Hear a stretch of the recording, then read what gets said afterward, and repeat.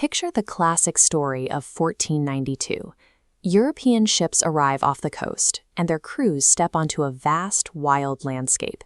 To them, it looks like an untouched frontier, an empty wilderness waiting to be claimed. Early European writers often recorded the native people they encountered as small, scattered bands of wandering hunters with zero social organization. But modern archaeology tells a completely different story. That empty, primitive frontier is a complete historical fiction. Look at this map of North America. Before Europeans arrived, this landmass was home to millions of people. They represented hundreds of distinct indigenous nations, each with their own unique languages, ceremonies, and complex methods of government. Societies this dense and diverse do not just appear overnight. Building these cultures required a massive amount of time, predating recorded history in almost every other part of the world. To actually understand the civilizations those European explorers stumbled into, we have to throw out our modern maps.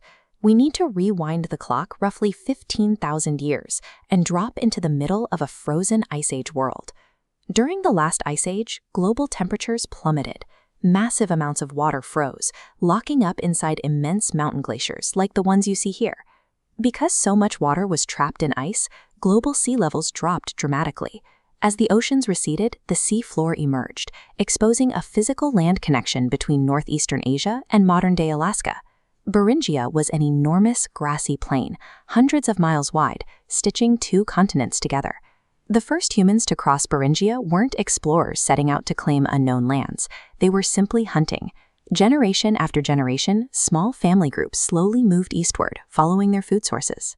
They were tracking massive prehistoric megafauna across the plains, herds of giant bison, reindeer, and woolly mammoths that grazed on the bitter, cold grasslands. Eventually, the Earth's climate began to warm. The great glaciers melted, and rising sea levels submerged the land bridge beneath the Bering Strait. The people living in North America were geographically cut off from Asia. Without realizing it, these isolated, nomadic hunters had just positioned themselves as the sole inheritors of a massive, vastly diverse continent. Over countless generations, these communities gradually expanded south from Alaska and pushed eastward. As they spread, they encountered entirely different, often hostile environments. Out on the vast, open spaces of the Great Plains, survival meant tracking enormous herds of large game. Hunters developed highly sophisticated techniques to coordinate their movements and take down massive animals on foot. But in the deserts of the Southwest, the challenge was completely different. The people living there became rigorous engineers, figuring out how to conserve scarce water and cultivate crops despite the blistering heat and arid soil. Look at this agricultural breakthrough, the Three Sisters. They planted corn, beans, and squash together. The corn provides a stock for the beans add nitrogen, and squash leaves retain moisture. It's a perfect loop of nutritional synergy. Mastering this kind of agriculture provided a reliable food surplus. Populations boomed. Small groups of wandering hunters were able to settle down and build permanent, thriving villages. Once established, these settlements did not stay isolated. They created vast trade networks to exchange specialized materials across hundreds and sometimes thousands of miles. We can trace these routes today by looking at the physical goods they traded, like these carefully crafted obsidian points and stone blades, which were highly prized for their sharpness and transported far from their original quarries. And physical goods were not the only things moving across the continent. Ideas, technologies, stories, and cultural traditions traveled right alongside them, connecting distant communities. These early humans engineered intricate agricultural and economic systems, laying down the foundation for the massive ceremonial centers and advanced societies that would follow. The scope of this expansion is impressive, but consider how they did it. They established this continental footprint entirely without iron tools, horses, wheeled vehicles, or written maps.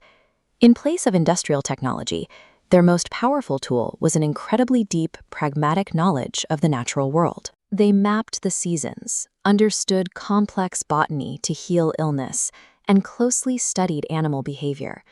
This shaped a defining cultural philosophy across many indigenous nations.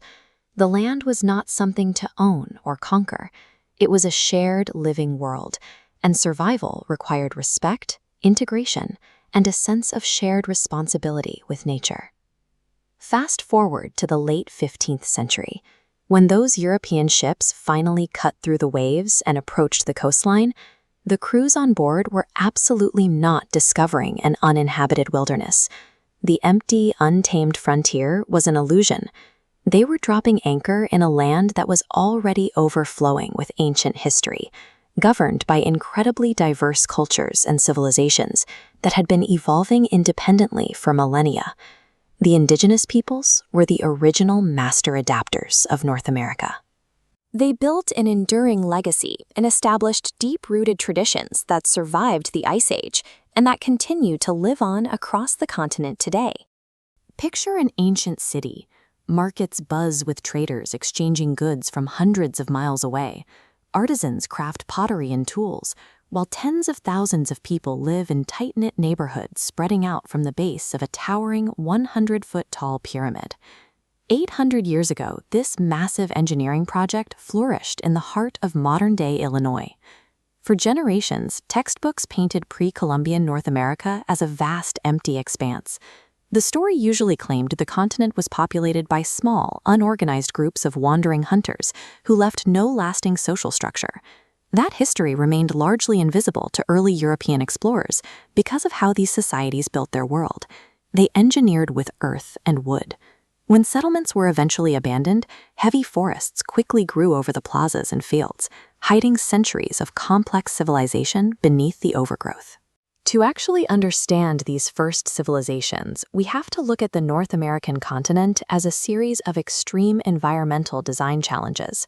From the scorching deserts of the Southwest to the lush Mississippi River valleys and the dense northeastern forests, indigenous populations applied incredible ingenuity. They built thriving urban centers and massive trade networks without the use of iron tools, wheeled carts, or beasts of burden. In the American Southwest, survival depends on navigating a landscape defined by scorching summers, freezing winters, and a severe lack of rainfall. The ancestral Puebloans navigated this through technical innovation. They mastered dry land farming, engineering complex irrigation systems to divert streams and collect scarce rainwater. This specialized agricultural knowledge allowed them to grow reliable crops of corn, beans, and cotton in a hostile environment. They also engineered massive, multi-story apartment complexes directly into the towering cliff faces. Using stone tools and immense physical labor, they carved and stacked stone and adobe to create secure homes. The natural rock formations above provided a structural shield from both extreme weather and potential enemies. These stone complexes functioned as planned urban hubs, containing hundreds of interconnected rooms dedicated to specialized storage, long-distance trade, and religious life. The ancestral Puebloans successfully engineered the desert into a planned, highly structured urban homeland. Far to the east, the fertile lands along the Mississippi River presented a completely different opportunity. Beginning around 800 AD, the Mississippian culture began expanding rapidly across the river valleys. Their expansion relied on cultivating the three sisters: corn, beans, and squash. Planted together, these crops supported each other structurally and nutritionally, creating a massive agricultural surplus that drove a staggering population boom. That population boom culminated in the city of Cahokia, near present-day St. Louis. At its peak, up to 20,000 people lived there, making it one of the largest urban centers anywhere north of Mexico. Towering over the city, Monk's Mound rose nearly 100 feet high. It required millions of individual loads of soil, every single one moved by human labor. Without horses, wheels, or iron tools, highly organized workers built a mountain in the floodplain. This level of extreme agricultural mastery allowed for a degree of social organization, labor coordination, and sheer urban scale that rivaled many European cities existing at the exact same time. Environmental adaptation was only one part of the equation. In the dense northeastern forests, indigenous societies engineered complex political structures. Several distinct nations formed the Haudenosaunee, or Iroquois Confederacy. They established an intricate system of diplomacy, relying on mutual agreements and councils of representatives to govern themselves. By requiring unanimous agreement through a council of representatives, these nations created a sophisticated system of shared power and diplomacy, long before the rise of later federal republics. And these distinct political and cultural hubs were heavily linked. A massive continent-wide trade network connected the shells of the Gulf Coast to the copper mines of Lake Superior, stretching all the way to the western mountain ranges. Materials like these obsidian points traveled vast distances, carried along routes that spanned thousands of miles. They also spread new agricultural technologies, distinct artistic styles, and shared religious beliefs. North America was a highly interconnected mosaic of civilizations, constantly trading and innovating.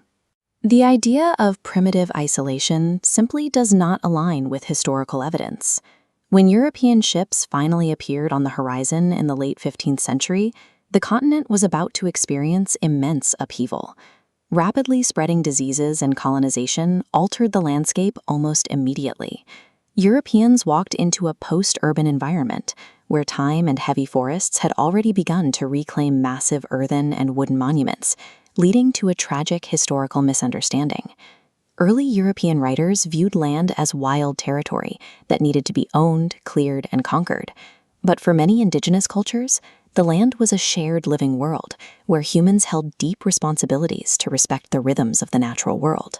Their survival depended on living in strict harmony with the changing seasons, the behavior of rivers, and the movements of animals. Because they didn't clear-cut the continent to build stone castles, their massive historical footprint looked entirely different to untrained European eyes. The original peoples of North America established deep, generational roots as the architects of a civilization that endured for millennia. They proved that lasting survival does not require dominating the natural world, but mastering the ability to adapt to it. It is a legacy of resilience, preserved and carried forward by millions of their descendants today. Many popular histories describe pre-Columbian North America as a silent, untouched wilderness.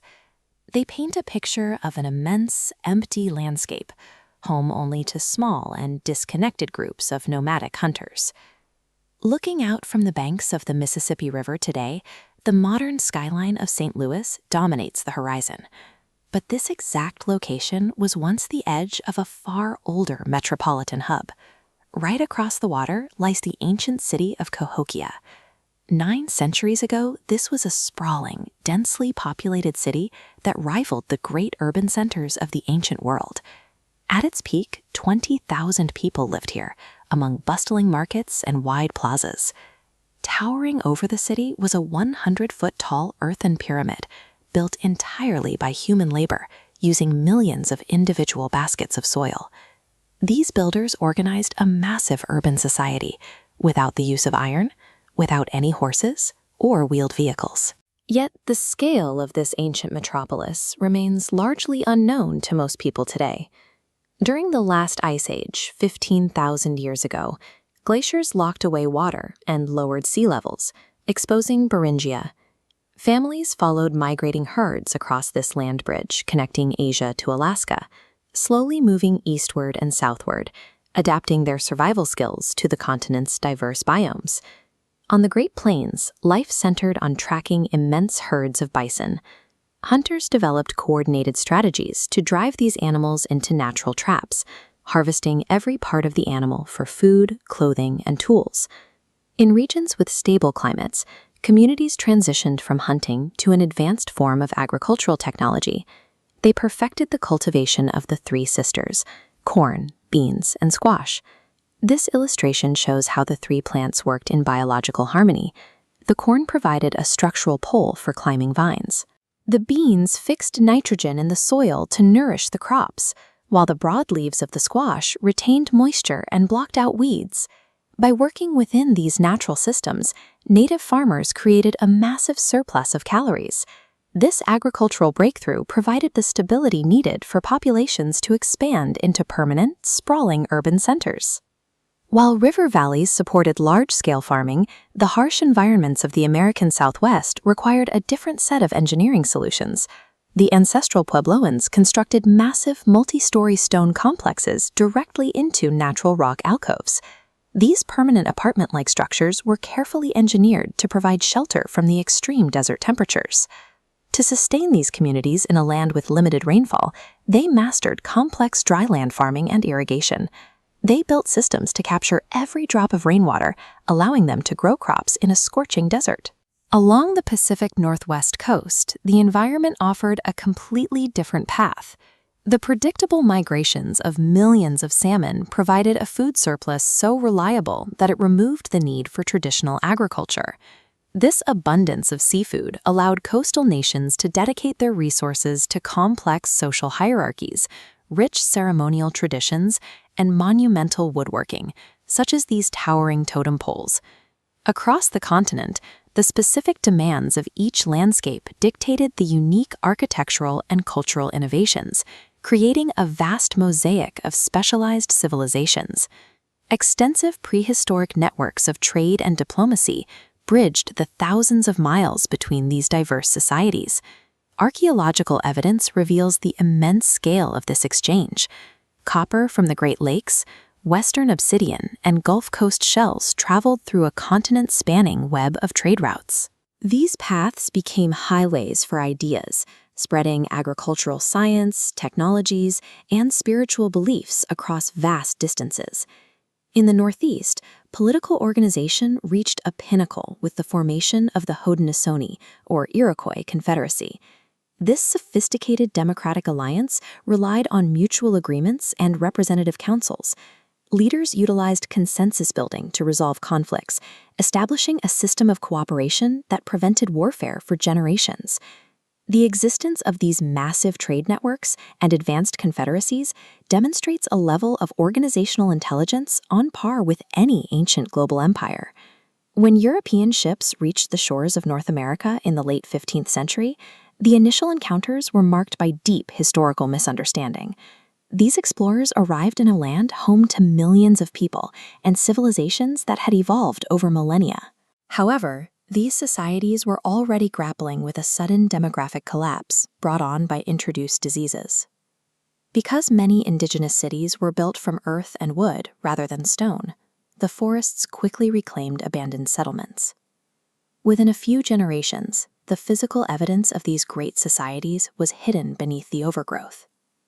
Uncovering the true scale of this history has required centuries of modern archaeology and the careful preservation of native oral traditions. The original peoples of North America were masterful engineers, diplomats, and agricultural scientists.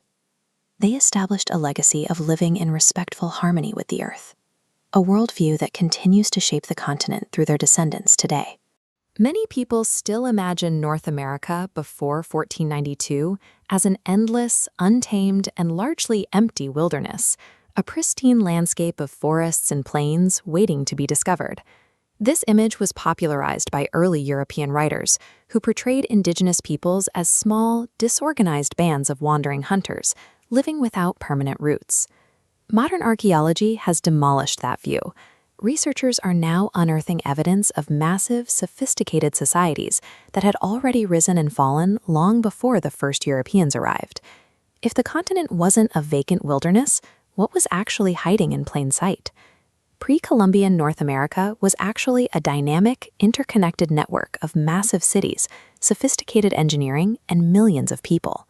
To see how these societies functioned, look to the American Southwest.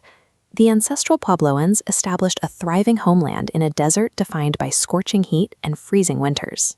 They mastered dry land farming, diverting streams and collecting rainwater to grow corn and squash in a landscape where water was almost non-existent.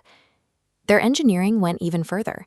They built massive, multi-story apartment complexes directly into natural rock formations, using stone and adobe to create permanent communities protected by the cliffs themselves. Far to the east, in the fertile Mississippi River Valley, another society was expanding rapidly. This Mississippian culture turned riverbanks into centers of trade. This growth culminated in the city of Cahokia. At its peak in the 12th century, up to 20,000 people lived here, making it one of the largest urban centers north of Mexico. Above the city rose Monk's Mound, a massive earthen pyramid built entirely by hand. Laborers moved millions of baskets of soil to complete it, all without metal tools, horses, or even the wheel. These monuments demonstrate that indigenous peoples were masterful engineers and urban planners, capable of organizing and sustaining tens of thousands of citizens. Beyond physical engineering, these societies were also advanced biological scientists. In the eastern woodlands, they developed the Three Sisters agricultural system.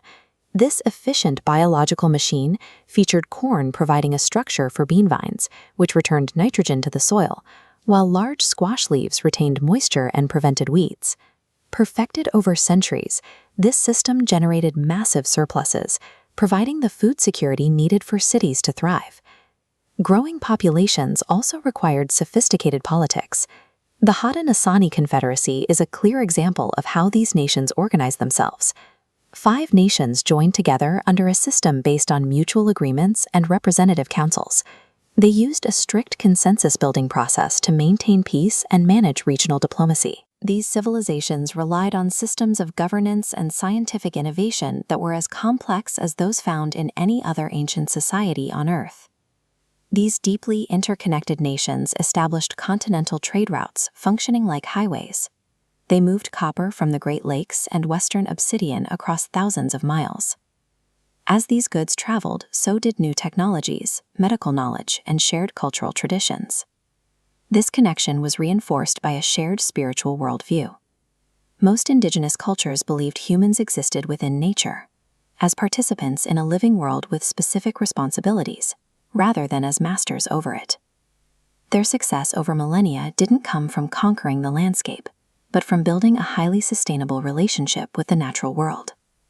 These civilizations were highly dynamic, constantly adapting architecture, technologies, and methods of governing to meet the challenges of their environments over thousands of years. When European ships finally appeared on the horizon, they weren't discovering a vacant world frozen in time. They were arriving in a land with a history as deep and established as their own, built on millennia of ancestral lineage and innovation. North American history is not a story that began in 1492. It is a continuous, unbroken legacy of indigenous civilizations that continues to shape the continent today. The traditional history of North America begins in 1492, with wooden galleons crossing the Atlantic to discover an entirely new world. For centuries, explorers and historians described this land as a pristine, sparsely populated wilderness, a continent of vast forests and open plains, inhabited only by small, wandering groups of hunters. But archaeological evidence tells a much older story. Starting at least 15,000 years ago, human populations cascaded southward and eastward from the Bering Land Bridge, gradually settling every corner of the continent. By the late 15th century, millions of people lived here. They represented hundreds of independent nations, spoke a vast diversity of languages, and inhabited cities that rivaled the great capitals of Europe. This raises a difficult question. If North America was home to massive, sophisticated civilizations, why did it look like an empty wilderness to the rest of the world?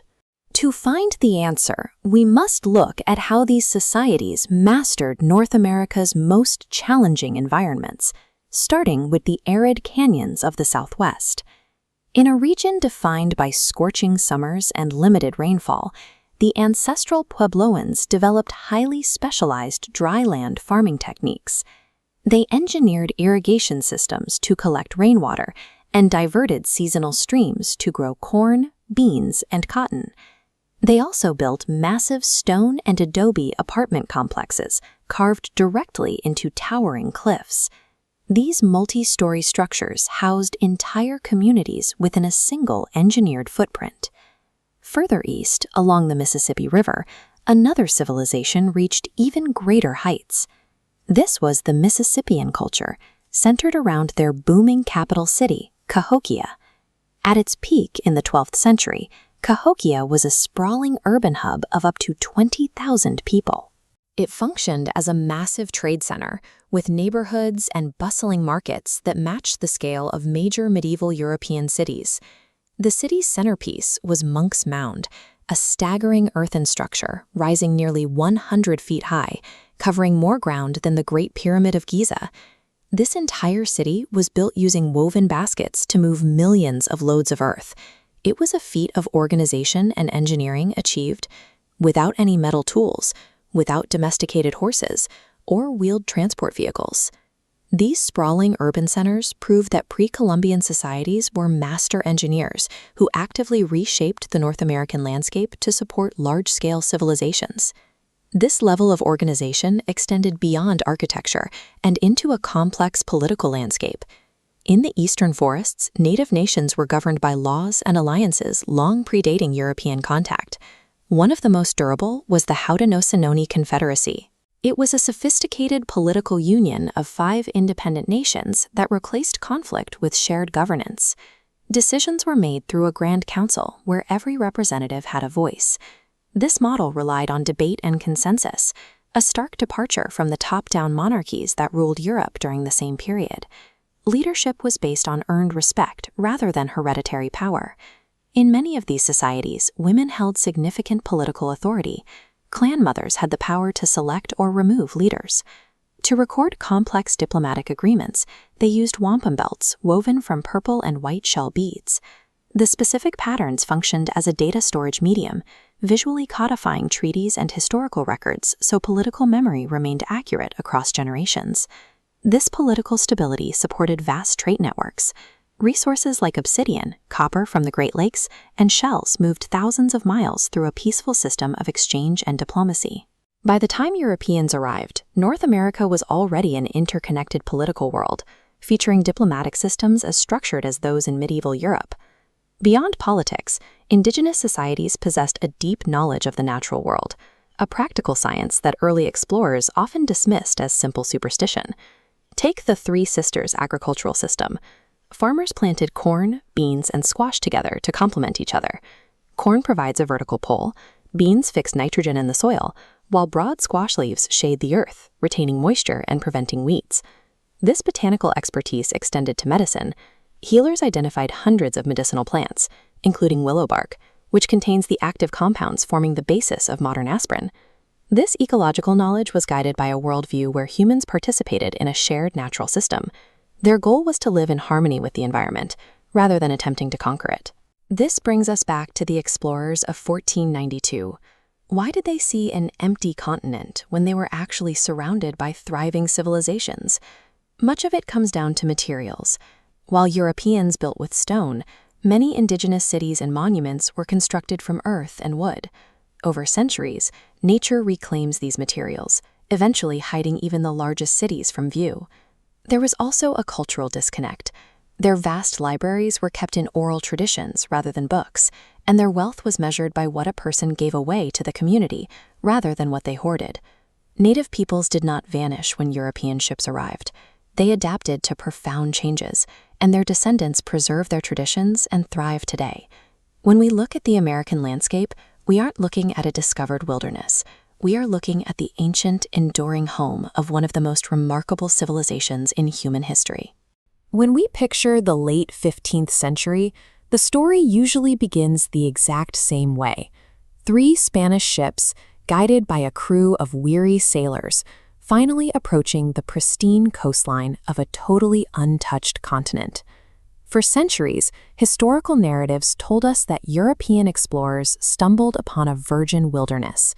The land that would become the United States was supposedly an immense, untamed forest, inhabited only by small, scattered groups of nomadic hunters, who left barely a footprint on the soil. When Christopher Columbus stepped ashore in 1492, he assumed he had reached the outskirts of Asia. He called the local inhabitants Indians, cementing a misunderstanding of the people he had actually encountered that would persist for centuries. But the reality of North America in 1491 looked nothing like an empty wilderness. It was a thriving, populated landscape. There were massive urban centers, intricate agricultural networks, and highly organized political confederacies stretching from the Atlantic to the Pacific. If the continent was home to such highly organized societies, why was this history so thoroughly erased from our collective memory? And what did this lost world actually look like? To understand the scale of indigenous engineering, we can start in the American Southwest.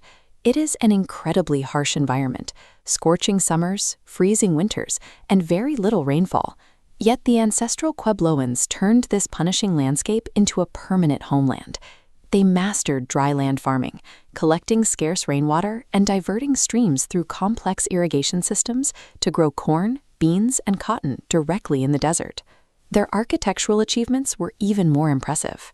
They constructed massive apartment-like complexes out of stone and adobe, often building hundreds of interconnected rooms directly into the protective alcoves of towering rock cliffs. These were meticulously planned settlements where families lived, farmed, and governed, and they engineered these multi-story structures entirely without the use of metal tools or beasts of burden. Far to the east, in the dense, fertile woodlands, indigenous farmers perfected an agricultural system known as the Three Sisters. They planted corn to provide climbing poles for bean vines, while the beans pulled nitrogen into the soil, and broad squash leaves shaded the ground to retain moisture.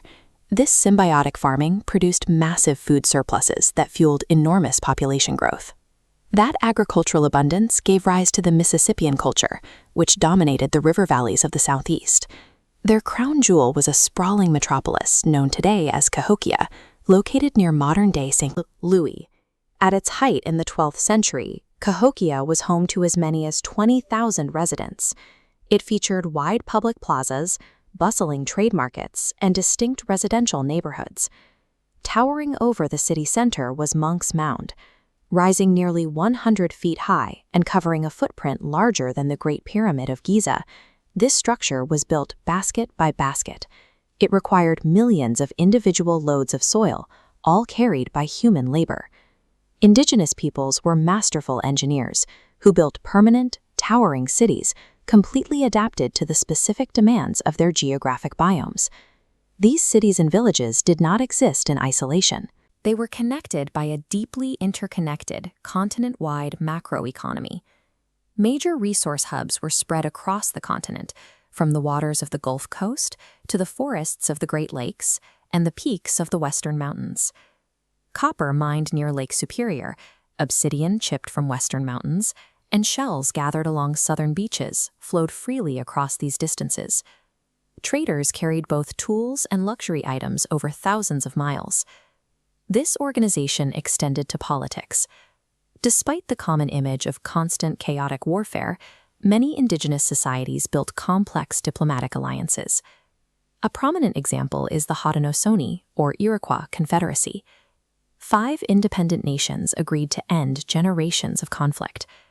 They established a cooperative union governed by a Grand Council, where major decisions required consensus and broad agreement, rather than the absolute rule of a single king. Because they relied on oral tradition, the terms of these complex treaties were visually recorded. Intricate wampum belts woven from shell beads served as physical archives. Each geometric pattern preserved a specific political memory, promise, or law across generations. North America functioned as a highly organized web of trade, diplomacy, and shared democratic governance.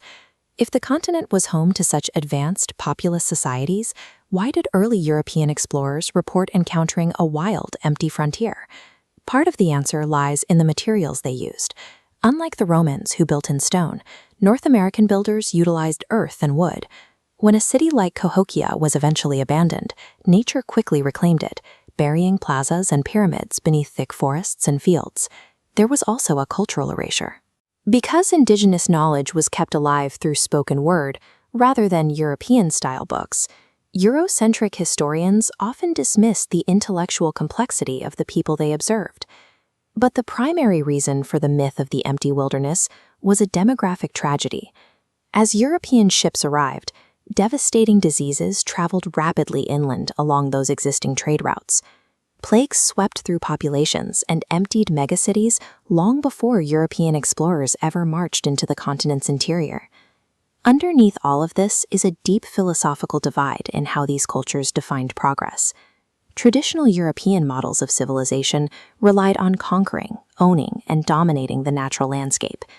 Many indigenous cultures operated on a different principle, living in harmony with the natural world. They viewed humans as participants within a shared ecosystem, holding responsibilities toward the land rather than absolute authority over it. Their deep knowledge of medicine, of seasonal cycles, and sustainable agriculture was not a lack of technology, but a different application of human genius. They focused their efforts on living with nature rather than subduing it. The descendants of those original societies continue to live across North America today, carrying forward traditions and knowledge that survived centuries of displacement and conflict. North America was never discovered, it was entered. To understand the true history of the continent, we must recognize the sophisticated, resilient world that thrived here for millennia before the first sails appeared on the horizon. Many historical accounts begin with wooden ships crossing a vast, empty ocean, arriving on the shores of a continent waiting to be discovered. This narrative relies on the image of a pristine wilderness, sparsely populated by small, scattered bands of hunters roaming a landscape untouched by civilization. In reality, pre-1492 North America was home to millions of people, organized into hundreds of distinct nations. These nations maintained massive urban centers and established intricate political networks that matched the scale and complexity of ancient civilizations anywhere else on the globe. The untamed wilderness described by early explorers was frequently a landscape of reclaimed forests, hiding the recent ruins of these societies, a world that had only recently fallen silent right beneath the feet of the newcomers. In the American Southwest, survival in a scorching, arid climate required mastery over the environment. The ancestral Puebloans engineered sophisticated hydraulic systems to collect and divert every drop of available rainwater. This engineering extended to their architecture, resulting in massive, multi-story stone apartment complexes carved directly into protective cliff faces. Along the fertile river valleys of the East, the Mississippian culture constructed an entirely different type of metropolis, centered at a site near modern-day St. Louis called Cahokia. At its peak, Cahokia housed up to 20,000 residents, with a sprawling urban landscape of wide plazas, bustling markets, and specialized workshops. The city's centerpiece was Monk's Mound, a colossal earthen structure with a footprint larger than many of the Great Pyramids of Egypt. It was built entirely by human labor, moving millions of baskets of soil without metal tools or beasts of burden. These monumental structures prove indigenous nations were master architects who permanently engineered the North American landscape to support high-density urban life. To sustain these massive populations, farmers utilized a highly efficient agricultural system known as the Three Sisters: corn, beans, and squash. The system is a biological machine. Corn provides the vertical pole, bean vines return nitrogen to the soil, and broad squash leaves shade the ground to retain moisture and suppress weeds. This reliable food surplus freed the population to engage in specialized labor and fueled a vast, interconnected continental economy. Valuable resources moved across thousands of miles, with volcanic obsidian from the western mountains and shells from the Gulf Coast appearing in settlements deep in the interior. This ancient copper craftsmanship provides physical proof of that trade.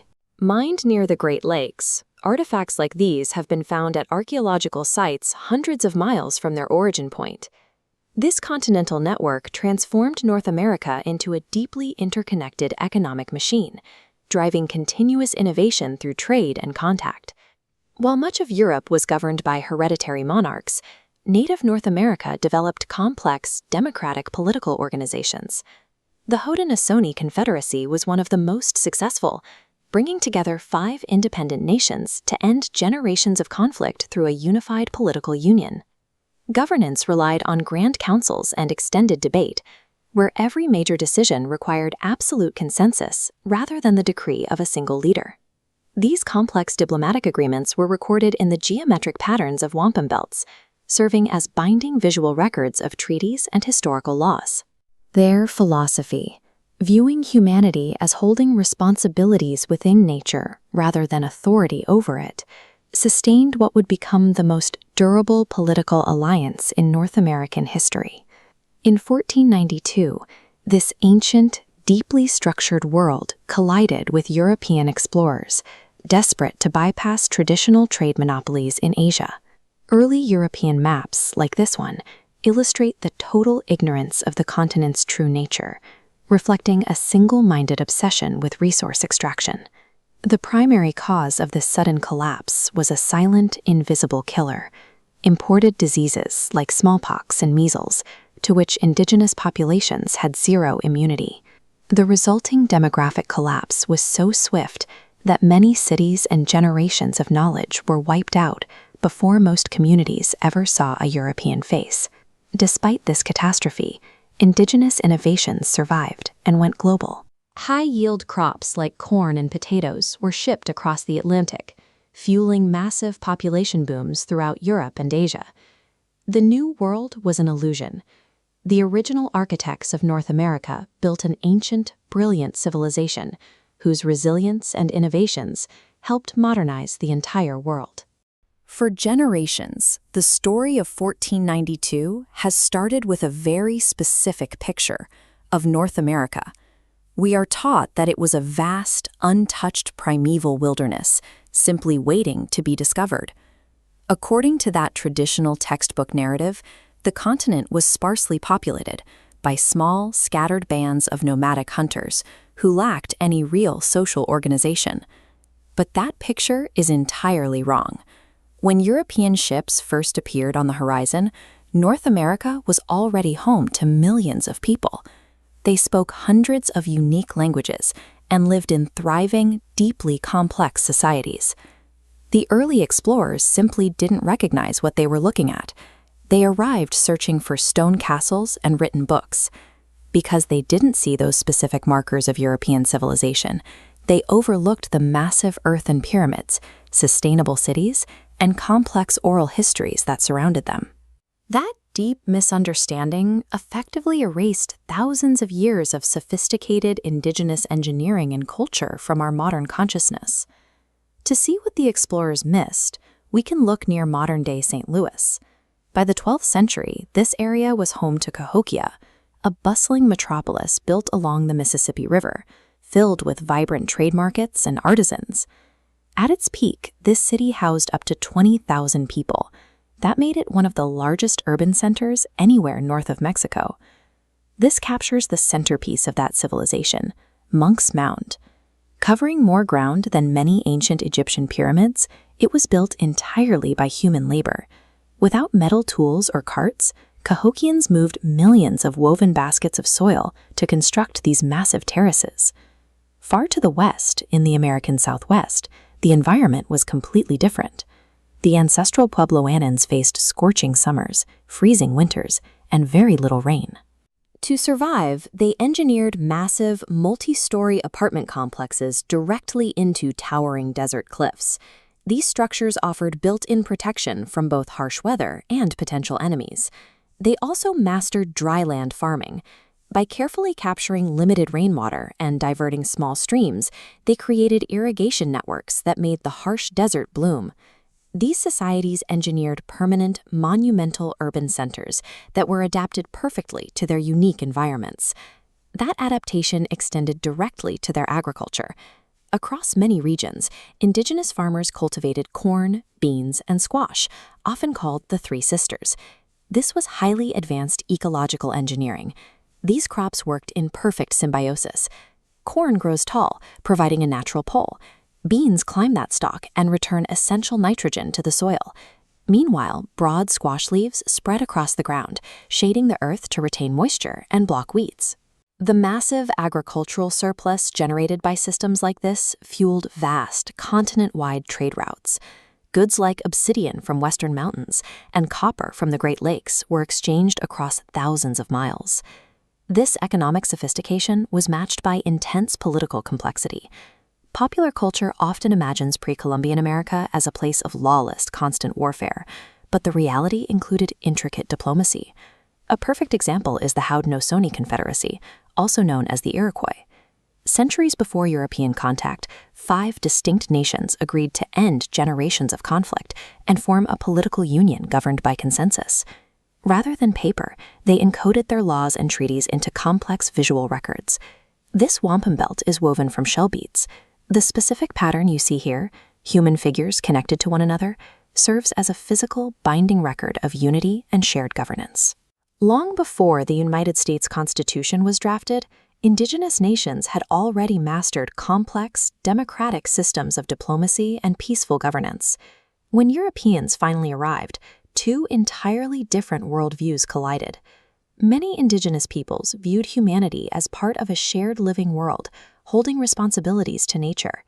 The arriving colonists, however, viewed the land as property to be owned, bought, and exploited.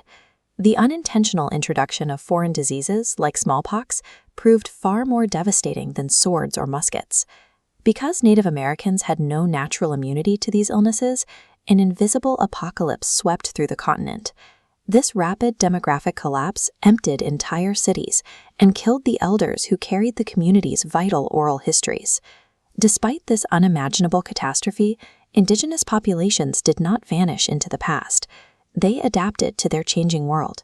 They negotiated new alliances, mounted fierce resistance to colonial expansion, and protected their languages and ceremonies through centuries of immense pressure.